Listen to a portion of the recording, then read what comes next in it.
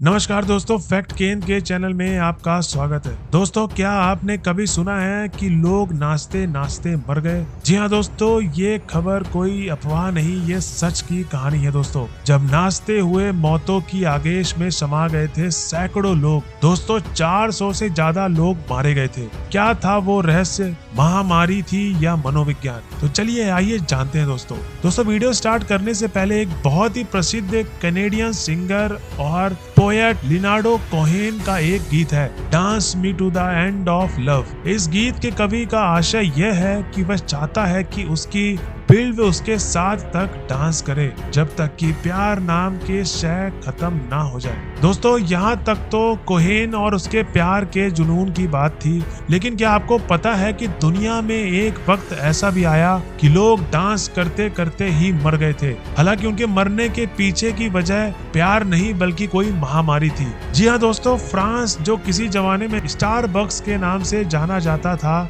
वहाँ कुछ ऐसा ही हुआ था। और यह कोई आज की बात नहीं बल्कि करीब 500 साल पुरानी 1518 की बात है। दोस्तों, हाल ही में दुनिया में कोरोना महामारी ने आतंक मचाया था, जिसमें दुनिया के लाखों लोगों की मौत हो गई थी। लेकिन करीब 500 साल पहले ही एक ऐसी महामारी आई थी जिसकी वजह से तबाही मची हुई थी। इस बीमारी में लोग डांस करते करते मर जाते थे। दोस्तों, बता दें कि दरअसल साल 1518 में अल्सेस के स्टारबर्ग, जो अब फ्रांस में है, एक महामारी आई थी जिसके बारे में जानकर आप हैरत में पड़ जाएंगे। 500 साल पहले आई डांस की महामारी ने फ्रांस के कई लोगों को अपना शिकार बनाया। इस महामारी की वजह से करीब 400 लोगों की मौत हो गई थी। रिपोर्ट के मुताबिक जुलाई 1518 का साल था। फ्रांस में एक युवती अचानक डांस करने लगी और डांस करते करते वह अपने होश खो बैठी। एक दूसरी घटना में फाउल ट्रॉफी नाम की एक युवती भी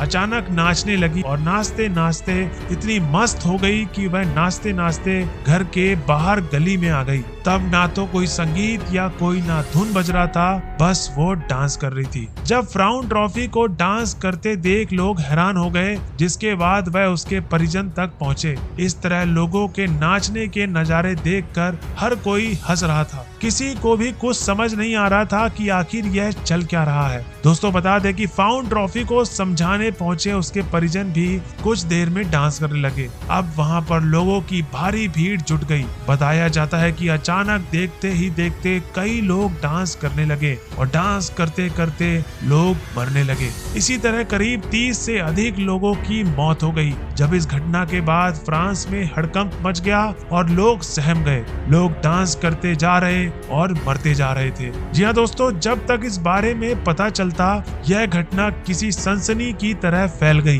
कई इलाकों में लोगों को डांस करने की खबर आने लगी। लोग डांस करते जा रहे थे और मरते जा रहे थे। ना डांस करने का और ना मौत का सिलसिला थम रहा था। ऐसे में दोस्तों, एक को देखकर दूसरा भी नाचने लगा और इस तरह डांस और मौत का सिलसिला शुरू हो गया। इसके बाद पीड़ितों को अस्पताल में भर्ती कराया गया।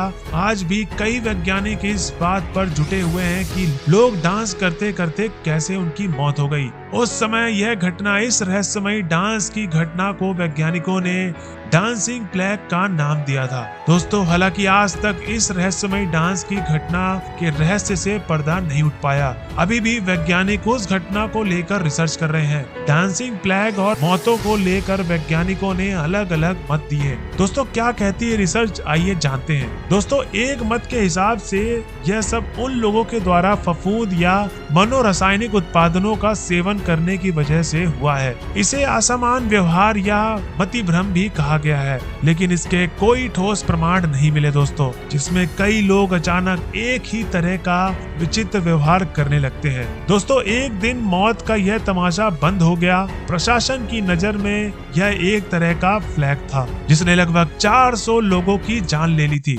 इतिहासकारों ने इसे डांसिंग प्लेग का नाम दिया। अब तक कोई नहीं जानता कि आखिर डांसिंग प्लेग किस रहस्य के साथ शुरू हुआ और कैसे खत्म हुआ। दोस्तों, घटना के बाद उस महिला फ्राउन ट्रॉफी को तलाश करने की काफी कोशिश की गई, लेकिन उसके बारे में कोई सुराग नहीं मिला। दोस्तों, बता दें कि डांसिंग फ्लैग अचानक शुरू हुआ था और यह एक रहस्यमय के साथ खत्म भी हो गया। इस घटना के दौरान जहां चिकित्सक मनोवैज्ञानिक तरीके से जोड़कर देख रहे थे, वहीं कुछ लोगों ने इसे तंत्र साधना का आसार भी बताया। विभिन्न मतों के बीच यह बात कही गई कि यूरोप में 200 से 500 ईसा पूर्व अंधकार का युग था, यानी लोगों को चमत्कार, शैतानी ताकतों पर विश्वास था। मध्य युद्ध की शुरुआत के साथ ही इन धारणाओं में कमजोरी आई, लेकिन यह पूरी तरह खत्म नहीं हो पाया। दोस्तों 14वीं और 15वीं शताब्दी में यूरोप में आई ऐसी घटना हुई जहां महिलाओं को डायन मानते हुए जिंदा लोगों के हवाले कर दिया गया था। उस समय राजा का जनता के प्रति क्रूर व्यवहार भी इस तरह की घटनाओं की वजह से बना।